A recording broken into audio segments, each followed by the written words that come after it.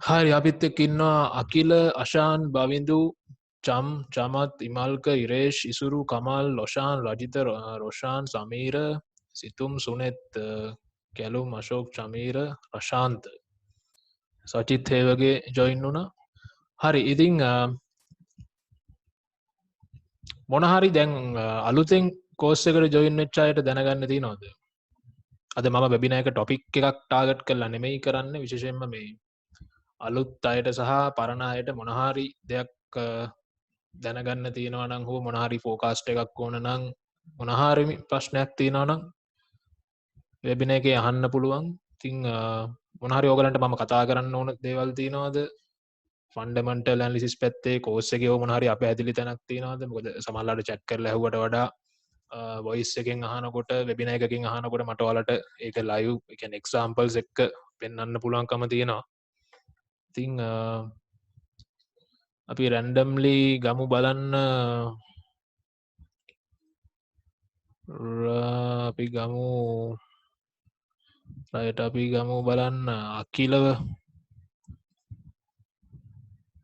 හරි අකිල මොනහරි ප්‍රශ්න තියෙනවද ඔයාලට?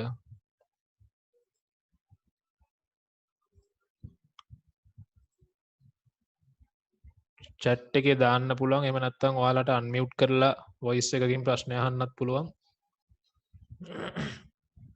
මම මේ මොනිටර් කරේ ඇත්තටම මේ central bank interest rate සහ inflation එක මේ රටවල් වල කොහොමද මේ CPI එක මේ දවස්වල forecast වෙන්නේ කියලා.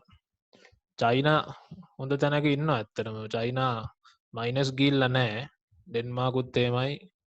රටවල් කීපයක් තාම CPI එක above 0 maintain කරගෙන යනවා. කමල් නිර්මල් තාමත් US ඩොලර් safe havenද? ඔතන මෙහෙම දෙයක් තියෙනවා කමල්. දැන් අද අපි ගත්තොත් එහෙම මාකට් එක අද මික්ස්ඩ් තියෙන්නේ. risk sentiment එක 75% විතර positive risk sentiment එකක් තියෙනවා. හැබැයි අපි ගත්තොත් euro stocks euro 600 features නම් අද down තියෙන. ඒ කියන්නේ එතන 600 companies වල index එකක් තියෙන්නේ. ඉතින් මේක නම් අද negative side එකකට තියෙන. හැබැයි euro 50 හොඳම companies 50 නම් positive විදියට අපිට stock index එක up වෙලා තිනවා. ඉතින් US tech උත් up වෙලා තිනවා. tech companies ටික US 500 SP 500 ඒ ඔක්කොම up වෙලා තියෙන්නේ. නමුත් dollar index එක ගැන කතා කරනවා නම්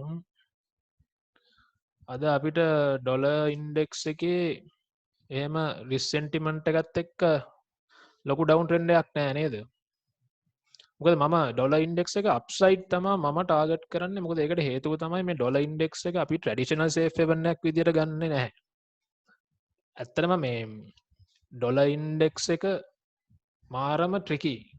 ට්‍රිකි කියන්නේ මේක ලෝකේ most reserved currency එකනේ US dollars. එතකොට සමහරලාට මිනිස්සු පොඩ්ඩ බය වුණාම මේ ස්පෙකියුලේටර්ස්ලා පොඩ්ඩ බය වෙච්ච ගාම සමහරලාට ඩොලර් ඉන්ඩෙක්ස් එක ඩිමාන්ඩ් කරනවා. ඒකට ස්පෙකියුලේෂන් දානවා. සමහරලාට ඩොලර් ඉන්ඩෙක්ස් එක අපි හිතන්නේ නැති වෙලාවට සෙල් ඔෆ් වෙනවා.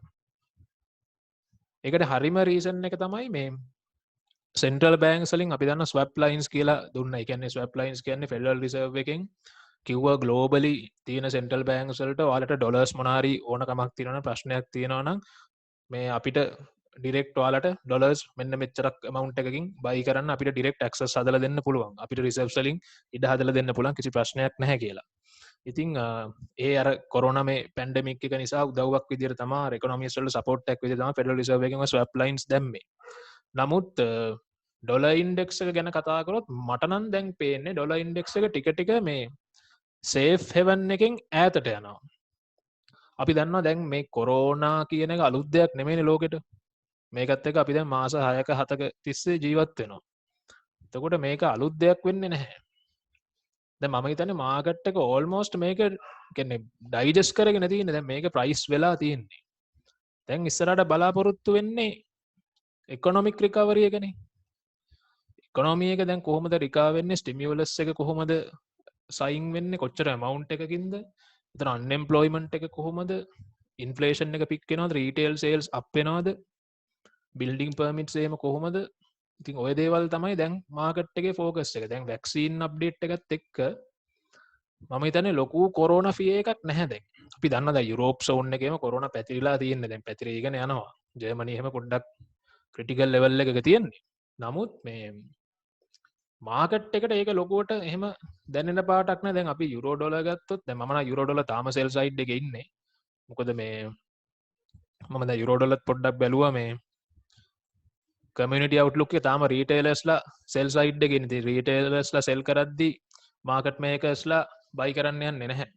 මේ සෙල් කරන්න යන්නේ නැහැ. මොකද ඒගොල්ලන්ට ඕනේ රීටේලර්ස්ලාගේ ඕඩර්ස් ටික කලෙක්ට් කරන්නනේ. එතකොට තව ටිකක් රීටේලර්ස්ලාට මං හිතන්නේ නටන්න දෙයි. තව ටිකක් මේක උඩට අරගෙන යයි. ඉතින් අපි ඩේලි චාර්ට් එකේ ගත්තොත් එහෙම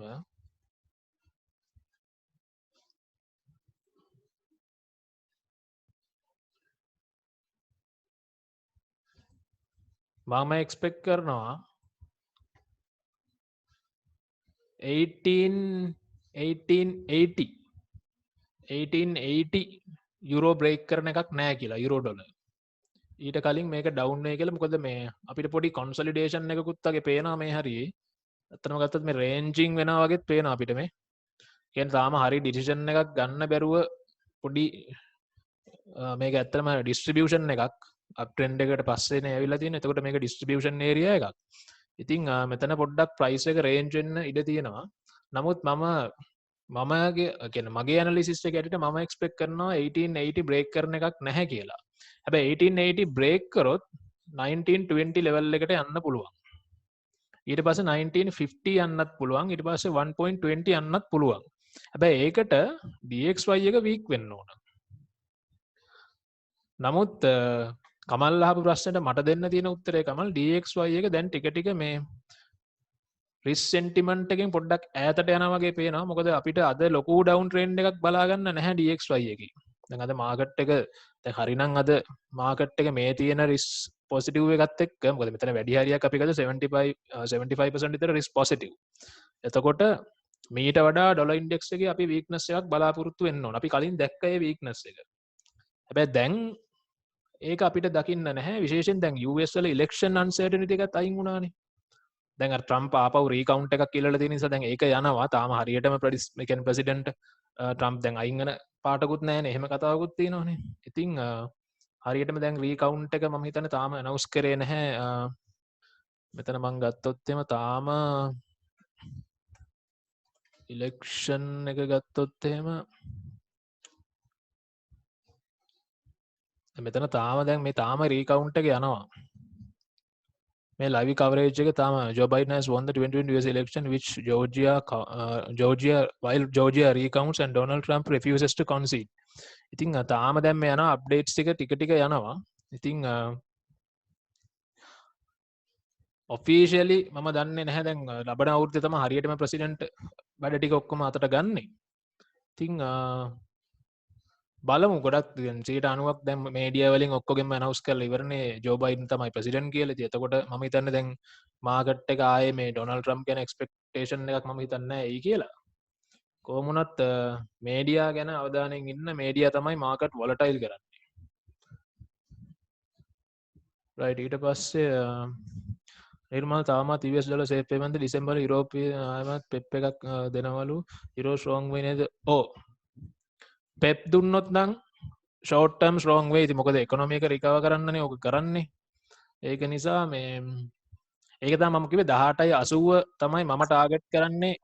ඊට පල්ලෙහින් මේක ඩවුන් ට්‍රෙන්ඩ් එකක් එයි කියලා. හැබැයි 18.80 බ්‍රේක් කරොත් මම ඒක වාරේ අහද්දිත් කමල් මම කිව්වේ ලගාට් කතා කරනවා යුරෝ ඩොලර් වලින් වැඩියම හෝල් කරන් ඉන්න එපා මම එක්සිට් වුණා කියලා. ඉතින් මේ පෙප් එක ආපහු ඉම්ප්ලිමන්ට් කරොත් නම් මිනිසුන්ගේ අතට එකොනොමි එකට රිකවරි එකක් දෙන නිසා ආපහු යුරෝ වල අපිට ස්ට්‍රෙන්ත් එකක් බලාපොරොත්තු වෙන්න පුළුවන්. රජිත් අය රිස් සෙන්ටිමන්ට් එක සෙට් වෙන වෙලාව එකපාර චේන්ජ් වෙන්න ජියෝ නිවුස් එක්කනේ. ඒත් සමහර වෙලාවට නිවුස් නැතුව රිස් සෙන්ටිමන්ට් එක වෙනස් වෙන්නේ ඇයි? එතන මෙහෙම දෙයක් තියෙනවා රජිත. රිස් සෙන්ටිමන්ට් එකේ දැන් අපි ගත්තොත් රිස් සෙන්ටිමන්ට් එකේ තියෙනවානේ ඕකේ ඕවරෝල් රිස් සෙන්ටිමන්ට් එක කියලා තියෙනවා. සෙන්ටිමන්ට් ෂිෆ්ට් එක කියලා තියෙනවා. එතකොට මාකට් එකේ ඕවරෝල් රිස්ක් සෙන්ටිමන්ට් එක තමයි මේ දවස්වල නෙගටිව් රිස්ක් සෙන්ටිමන්ට් එක. ඒ කියන්නේ දැන් මුළු ලෝකෙටම වෛරස් එකක් ඇවිල්ලා මේ මුළු ලෝකෙම දැන් මේ ඉකොනොමිස්ට් එක කඩන් වැටිලා කරන්සි මාකට් එකටත් ඒක ප්‍රයිස් වෙලා දැන් මේ ඔක්කොම නෙගටිව් රිස්ක් සෙන්ටිමන්ට් එක තමයි තියෙන්නේ. හැබැයි මේ නෙගටිව් රිස්ක් සෙන්ටිමන්ට් එක ඇතුලේ අපිට පොසිටිව් සෙන්ටිමන්ට් ෂිෆ්ට්ස් එනවා. ඒ කියන්නේ දැන් කොරෝනා වැක්සින් අප්ඩේට් එකක්. එතකොට ලොක්ඩවුන් එකක් අයින් කරන එකක්. අන්න ඒ වගේ ඒවට මාකට් එක රෙස්පොන්ඩ් කරනවා. අපි ඒවට තමයි සෙන්ටිමන්ට් ෂිෆ්ට්ස් කියලා කියන්නේ. අපි ওই ට්‍රේඩ් ඔපචුනිටිස් හදාගන්නේ. එතකොට ඒක මාකට් එකට ඉක්මනට ප්‍රයිස් වෙලා ඉවර වෙනවා. ඒක දිගින් දිගටම අපිට මේ අර ඕවරෝල් රිස්ක් සෙන්ටිමන්ට් එක වෙනස් කරන්නේ නැහැ. දැන් උදාහරණයක් විදිහට මේ හිතන්නකෝ. දැන් ලෝක යුද්ධයක් යනවා. ලෝක යුද්ධය යන අතරතුර ඔයා හිතන්න එතකොට මුළු ලෝකෙටම රිස්ක් එක රිස්ක් ඕෆ්. Risk negative. හරිද? ලෝක යුද්ධය යනවා. හැබැයි ලෝක යුද්ධය යන අතරතුර ඔන්න අපිට එක දැන් හිතන්නකෝ ත්‍රස්තවාදී සහ ලෝකේ ඉන්න මේ හමුදාවල් අතර තමයි යුද්ධ වෙන්නේ. එතකොට ත්‍රස්තවාදී එක රටකින් හමුදාව පරාජය කරනවා. අන්න සෝරි. එතකොට ඒක මාකට් එකට සෙන්ටිමන්ට් ෂිෆ්ට් එකක්. අන්න යුද්ධය යන අතරතුර ඔන්න එක රටකින් ත්‍රස්තවාදීන්ගෙන් රට ඒ රට බේරගෙන හමුදාව. අන්න එතකොට ඔන්න short term positive risk sentiment එක. සෙන්ටිමන්ට් ෂිෆ්ට් එක. අන්න ඒකට අපි ට්‍රේඩ් කරනවා. ඊට පස්සේ ඒකට ට්‍රේඩ් කරලා මාකට් එක ප්‍රයිස් කරලා ඕඩර්ස් දාලා ප්‍රොෆිට් ටේක් කරලා ඒක ඉවර වෙනවා. දැන් හැබැයි ඒකෙන් අදහස් වෙන්නේ නැහැ මුළු ලෝකෙම යුද්ධය ඉවර වුණා කියලා. මං හිතනවා මට මං කියන එක පැහැදිලි ඇති කියලා. මේ ඕවරෝල් නෙගටිව් රිස්ක් සෙන්ටිමන්ට් එකේ පොසිටිව් සෙන්ටිමන්ට් ෂිෆ්ට්ස් එනවා. ඔන්න කොරෝනා වැක්සින් එකක් හොයාගෙන හරියටම ඒක මුළු WHO එකෙන් කියලා 100% මේ වැක්සින් එක සාර්ථකයි එහෙම කියපු ගාම අන්න එතකොට දිගටම මාකට් එකේ රිස්ක් සෙන්ටිමන්ට් එක පොසිටිව් වෙනවා. එතකොට අර ඕවරෝල් රිස්ක් සෙන්ටිමන්ට් එක පොසිටිව් සයිඩ් එකට හැරෙනවා. ඔයාලට පැහැදිලිද ඒක? එතකොට ඔයා ඔය නිවුස් නැතුව රිස්ක් සෙන්ටිමන්ට් එක වෙනස් වෙනවා කියලා කියන්නේ මේ රචිත අර සමහරවිට නෙගටිව් රිස්ක් සෙන්ටිමන්ට් එක නිවුස් එක මේ මොකක් හරි කොරෝනා හෝ සම්බන්ධ ලොක්ඩවුන් හෝ සම්බන්ධ එකක් ඇවිල්ලා ඒක මාකට් එකට ප්‍රයිස් වෙලා ටික වෙලාවකින් ආයේ ඕවරෝල් රිස්ක් සෙන්ටිමන්ට් එකේ ට්‍රෙන්ඩ් එකට මාකට් එක යන්න ගන්නවා. ඒක තමයි ඔය කියන්නේ නිවුස් නැතුව වෙනස් වෙනවා කියලා. හැබැයි නෙගටිව් රිස්ක් සෙන්ටිමන්ට් එක ඕවරෝල් තියෙද්දි ඒක පොඩි දේවල් වලට පොසිටිව් වෙනවා කියන්නේ ඒ නිවුස් නිසා. මාකට් එකට ප්‍රයිස් වෙන නිවුස් නිසා. ඒවයින් තමයි අපි trade opportunities හදාගන්නේ sentiment shift trading කියන්නේ අන්න ඒකට. හරියට එදාර ගෝල්ඩ් වලට වැක්සින් අප්ඩේට් එකකින් අපි ට්‍රේඩ් දාලා ප්‍රොෆිට් කරා වගේ. හැබැයි එහෙම කියලා ගෝල්ඩ් දිගටම සෙල් උනේ නැහැනේ. ඊට පස්සේ නිවුස් එක ප්‍රයිස් වුණා. දැන් ආපහු ගෝල්ඩ් රේන්ජ් වෙනවා. මට හිතෙනවා ගොඩක් දුරට මේ ඩොලර් ඉන්ඩෙක්ස් එක උනොත් ගෝල්ඩ් තවත් ඩවුන් වෙයි කියලා. ඉතින් අපි බලමු ලබන සතියේ මොකද වෙන්නේ කියලා.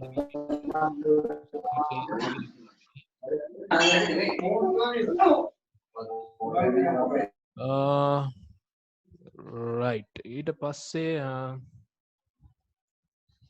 චමත් අයිය US ස්ටොක් මාකට් ක්‍රෑෂ් එක වගේ ආවොත් එහෙම ගෝල්ඩ් DXY වොලටිලිටි මොනවා වෙයිද? ස්ටොක් මාකට් එක ක්‍රෑෂ් වුණොත් මල්ලි වොලටිලිටි එක වැඩි වෙනවනේ. දැන් 2008 ඔයගොල්ලෝ දැක්කනේ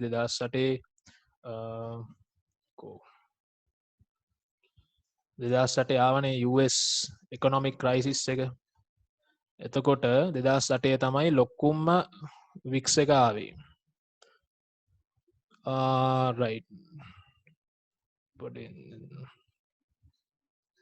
රයිට් මේ තින්නේ නෑ.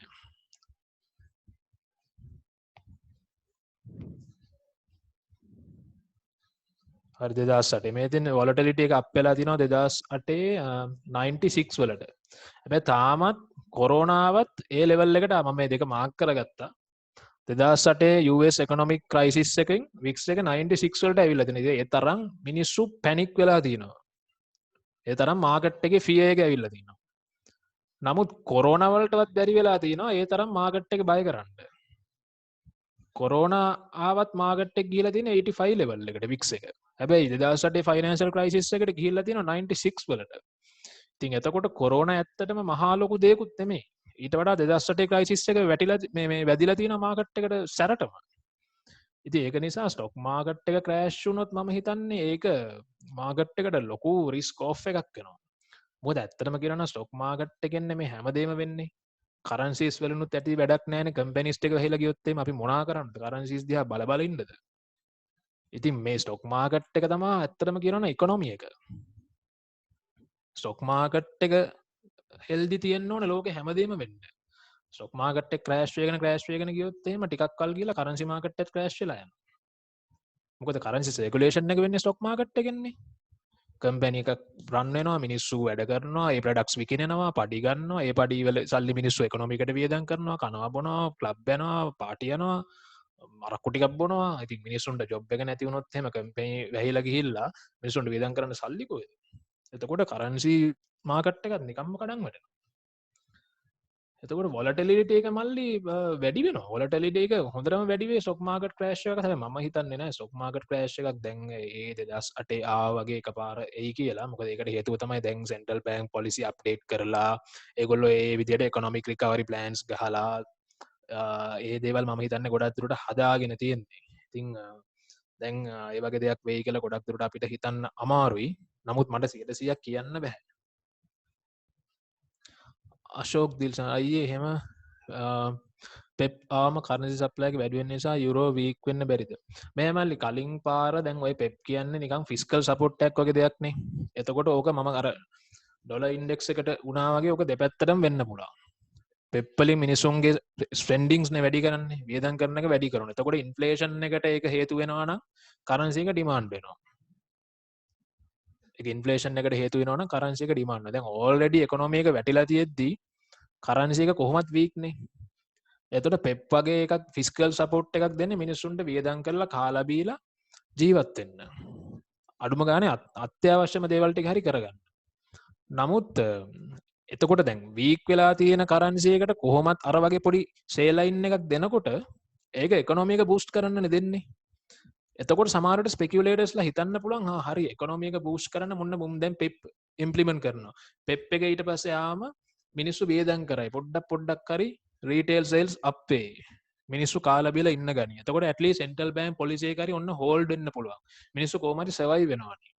ඔය විදිහට අපි ගන්න ඕන හැමතිස්සෙම මේ ඉන්සිඩන්ට් එකක් ස්පෙකියුලේටර්ස්ලා මොන විදිහට හිතයිද? අපිට නිවුස් එකක් දැකපු ගමන්ම දැන් සමහර දේවල් තියෙනවා. දැන් මේ කොරෝනාවට පස්සේ මම තියරිටිකලි හිතන් හිටපු දේවල් සෑහෙන වෙනස් වෙච්ච වෙලාවල් තියෙනවා. එතකොට අපි අලුතෙන් ඉගෙන ගන්න ඕන මේ දැන් ට්‍රේඩ් බෝ එකේ විදිහට නෙමෙයි මේ වෙලාවේ මාකට් එක හැසිරුනේ. කොරෝනාවන් පස්සේ වෙනස් වෙච්ච දේවල් සෑහෙන තියෙනවා.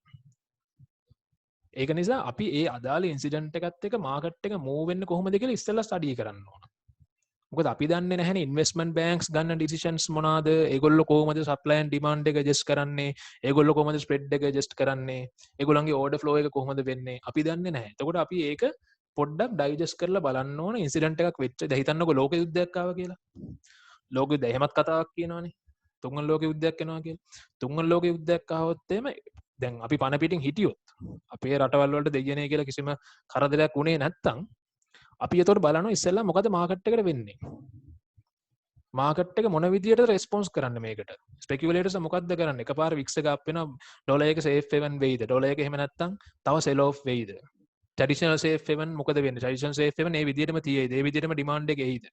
ඔය වගේ අපි බලන්න ඕනේ මේ ඉන්සිඩන්ට් එකට අර තියරිටිකලි මාකට් එක ඇඩ්ජස්ට් වෙනවද නැද්ද කියලා. මොකද එහෙම නොවෙන වෙලාවල් තියෙන්න පුළුවන්. එකපාර ජපානට මේ බෝම්බයක් ගැහුවොත් එimhe තුන්වන ලෝක යුද්ධේ ජපානයේ පැත්තක් කුඩු වෙලා යන්න ජපනීස් යෙන් එක තවදුරටත් සේෆ් හෙවන් වෙන්නේ නැහැ. ඒක කෙලින්ම කඩාගෙන මිදගෙන සේෆ් හෙවන් මේ ඩිමාන්ඩ් එක නැතුව යනවා. ජපාන ඉවරයි ඊට පස්සේ. ඒතකොට ඉන්වෙස්ටර්ස්ලා JPY වලින් මේ කරන්සි හෝල්ඩ් කරන් ඉන්නේ. ඒක නිසා අපි ඒක ඒ ඉන්සිඩන්ට් එකත් එක්ක අපි හැමතිස්සෙම මාකට් එක බලන්න ඕන මොන විදියටද මාකට් එක මේකට රෙස්පොන්ඩ් කරන්න කියලා.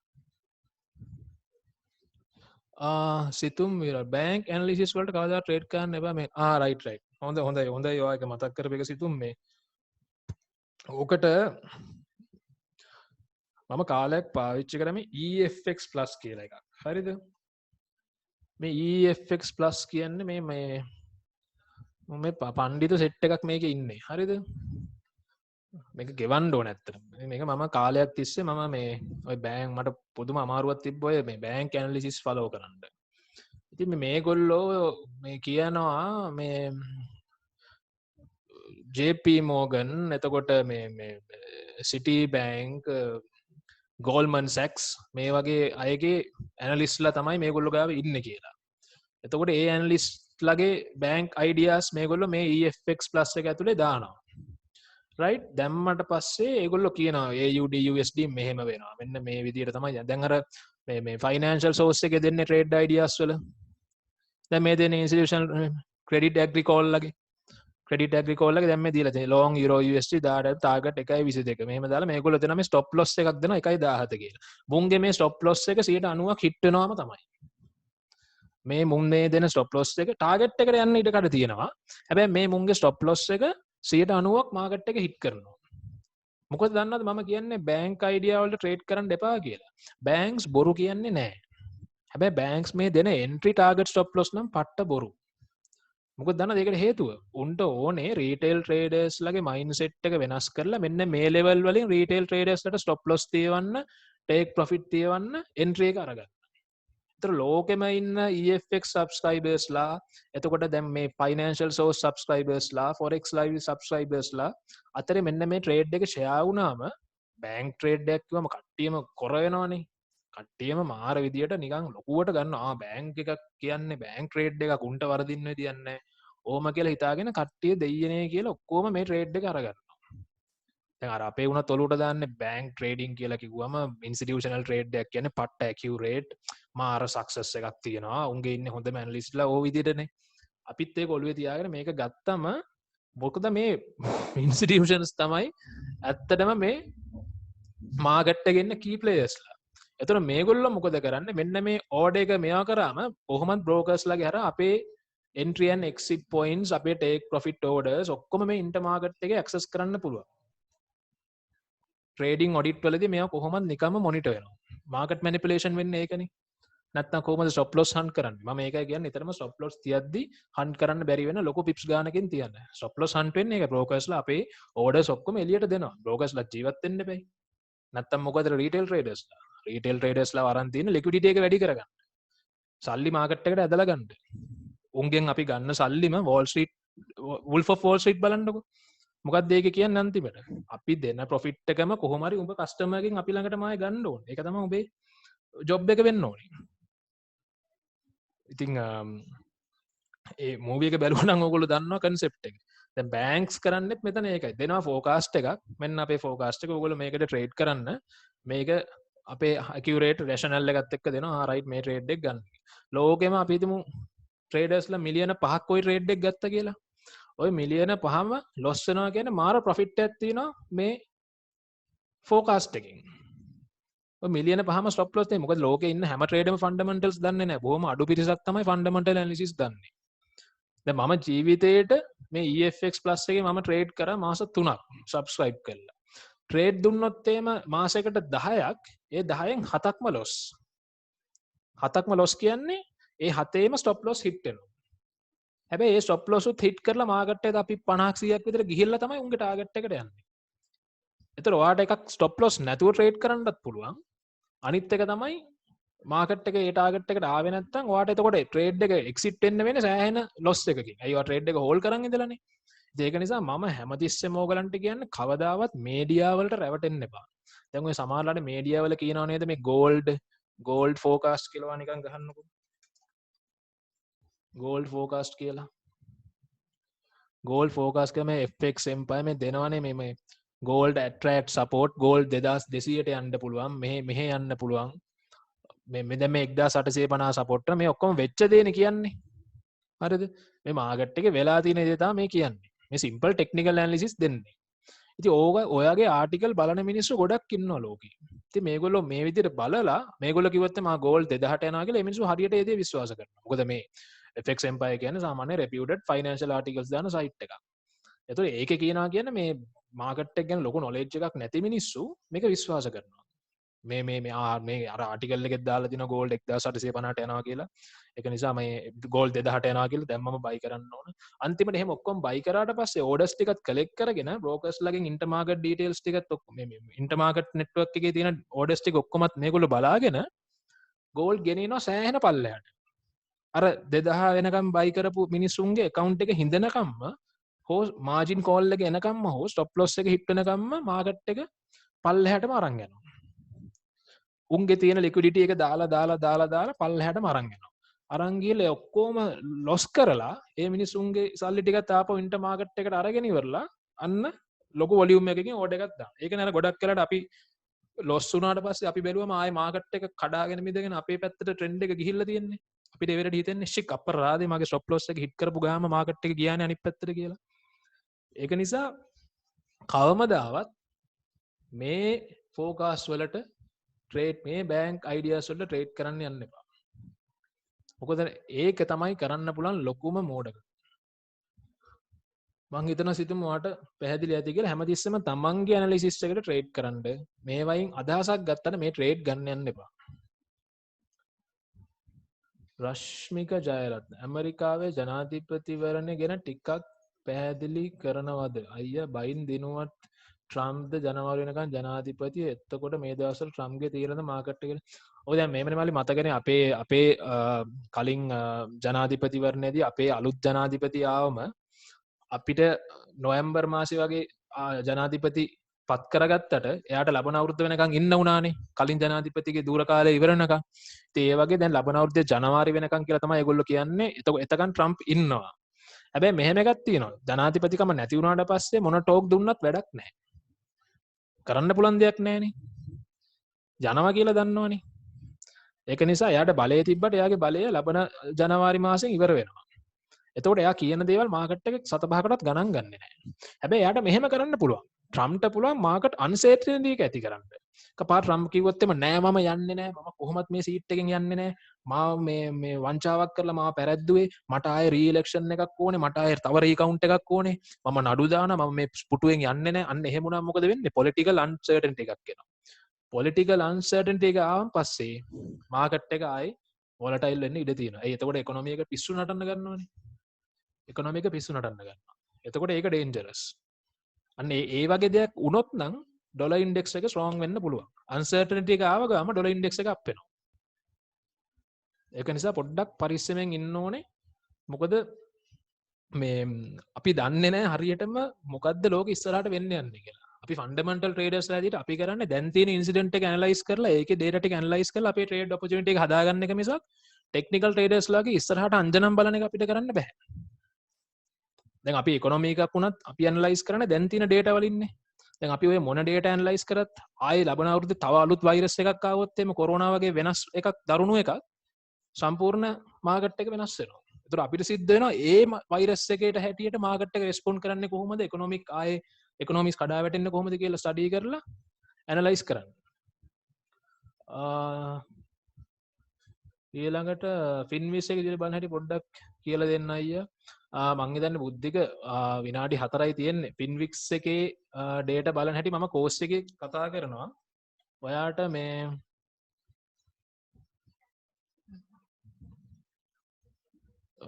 right forex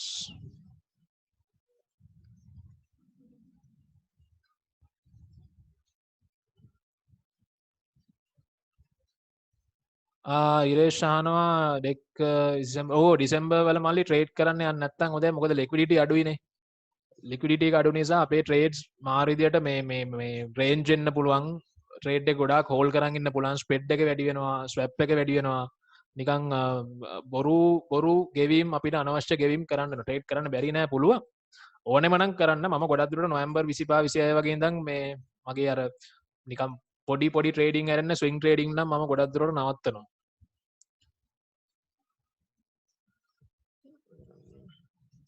මේකේ ෆීචර්ස් එකේ මල්ලි right currencies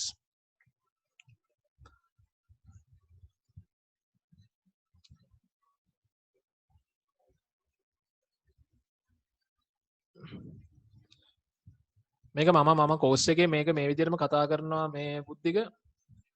මෙතන ඔයා බලන්න මේ large traders ලා තමයි අපිට වැදගත් වෙන්නේ and small traders ලා අපිට hedges ලකින් වැඩක් නැහැ. large traders ලා දැන් ඔන්න AUD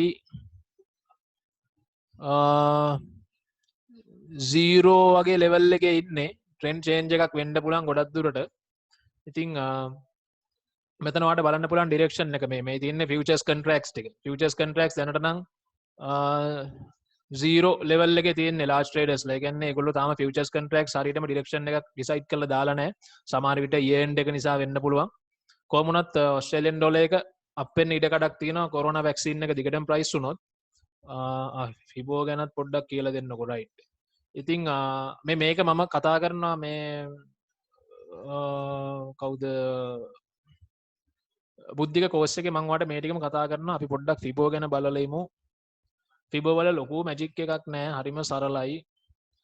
ෆිබෝ වල key areas ටික මතක තියාගන්න. right. හැමතිස්සෙම ගන්න ට්‍රෙන්ඩ් එකක high එක.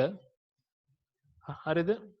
ඔයාලට මේජර් ට්‍රෙන්ඩ් එක බලන්න ඕන නම් ඔයාලට highest point එකේ ඉඳලා lowest point එකට ෆිබෝ එක ඇඳ ගන්න. ඒ වගේම තමයි ෆිබෝ එකේ තියෙන key area එකක්. මේ 23.6 discount එක තමයි වැදගත්ම එක. ඊට පස්සේ වැදගත් එක 50% එක. ඊට පස්සේ යනවා 61.8. අපි දන්න ඕනම සේල් එකක 120 ඩිස්කවුන්ට් එක හම්බ වෙනවනේ. අවුරුදු සේල්ද නත්තල් සේල්ද ඕන එකක 120 ඩිස්කවුන්ට් එක හම්බ වෙනවා. ඒ වගේම තමයි මාකට් එකත් 120 ඩිස්කවුන්ට් එක අනිවාර්යෙන් ගන්න. ඕගොල්ලෝ බලන්න දැන් මෙතන මේ කඩාගෙන මේ ට්‍රෙන්ඩ් එකක් ඇවිල්ලා තියෙනවනේ. ඔන්න ෆිබෝ අඳිනවා අපි highest ඉඳන් lowest. මෙතන lowest අන්ද. මේ පේනවනේ. 120 ඩිස්කවුන්ට් එකට ඇවිල්ලාම තියෙනවා. හැබැයි 150ට ඇවිල්ලා නැහැ. 120 ඩිස්කවුන්ට් එක අනිවාර්යෙන් අරගෙන තියෙනවා. අපි යන්කෝ ගෝල්ඩ් වලට.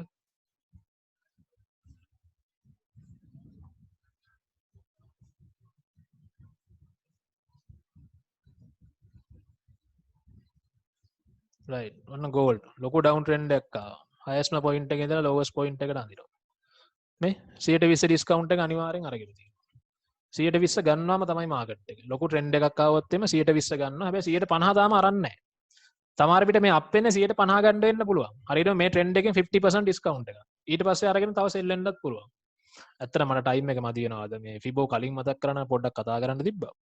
මේ මතක තියාගන්නකො මේ 23.6 කියන කී ලෙවල් එක. ඕගොල්ලෝ ට්‍රෙන්ඩ් එකක ඉන්නවා නම් අප් ට්‍රෙන්ඩ් නම් lowest එක ඉඳලා highest එකට අඳින්න. එතනත් පේනවනේ මේ 23.6 අප් වෙලා 123ක් ඩිස්කවුන්ට් වෙලාම තියෙනවා මේ. 123ක් ඩිස්කවුන්ට් එක අරගෙන ආයෙ ගිහිල්ලා තියෙනවා. 23.6 එක තමයි ඇකියුරේට්ම එක. ඒක අනිවාර්යෙන් මාකට් එක අරගන්නවා. ට්‍රෙන්ඩ් එකකට පස්සේ. අප් ට්‍රෙන්ඩ් එකට ඩවුන් ට්‍රෙන්ඩ් එකකට පස්සේ 23.6 ඩිස්කවුන්ට් එක අරගන්නම පොඩි